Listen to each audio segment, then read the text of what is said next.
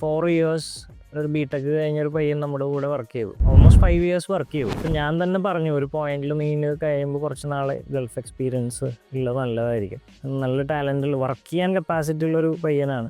അപ്പം അങ്ങനെ പുറത്തു പോയാൽ കുറച്ചും കൂടി ജോലിക്ക് അതനുസരിച്ചുള്ള പേയ്മെൻറ്റ് കേരളത്തിലേക്കാൾ കൂടുതൽ അവിടെ കിട്ടും എന്നുള്ള രീതിയിൽ അവനോട് പറഞ്ഞു. അപ്പോൾ ആളുടെ ഒരു പേടിയായിരുന്നത് ഭയങ്കര കോമ്പറ്റീഷനാണ്, കിട്ടാൻ ചാൻസ് കുറവാണ്. എൻ്റെ ഒരു ഫ്രണ്ട് പോയിട്ട് കിട്ടിയില്ല, 3 മാസം നിന്നിട്ട് തിരിച്ചു പോകുന്നു എന്നൊക്കെ പറഞ്ഞപ്പോൾ ഞാൻ അവരോട് പറഞ്ഞത്, നീ ആളുടെ ഒരു ഇത് വെച്ച് കമ്പയർ ചെയ്യണ്ട, നിൻ്റെ നോളേജിൽ എനിക്കൊരു കോൺഫിഡൻസ് ഉണ്ട്, നീ ട്രൈ ചെയ്ത് നോക്കുക.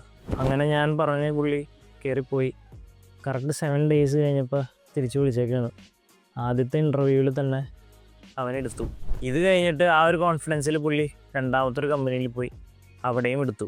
അപ്പോൾ ഇതിലെല്ലാം ഈ പറഞ്ഞ പോലെ ഹൈലൈറ്റ് ചെയ്ത് വന്ന പോയിന്റ്, ഏതൊരു ഓണറും നമ്മുടെ സർട്ടിഫിക്കറ്റ്സിലെ എക്സ്പീരിയൻസിനേക്കാളുപരി ഒരാളോട് സംസാരിക്കുമ്പോൾ അറിയാൻ പറ്റും ആൾക്ക് എന്തൊക്കെ അറിയാം, അല്ലെങ്കിൽ ഒരു ആഴ്ച വർക്ക് ചെയ്താൽ അറിയാൻ പറ്റും. നമ്മൾ സർട്ടിഫിക്കറ്റ്സിലൊക്കെ എത്രത്തോളം മാനിപ്പുലേറ്റ് ചെയ്തിട്ടും കാര്യമില്ല, നമുക്ക് സർവൈവ് ചെയ്യുകയും അവിടെ നിന്ന് ഉയർന്നു പോവുകയും ചെയ്യണമെങ്കിൽ ആ ഒരു നോളേജ് ആൻഡ് ആറ്റിറ്റ്യൂഡ് നമ്മൾ ഡെവലപ്പ് ചെയ്തേ പറ്റുള്ളൂ.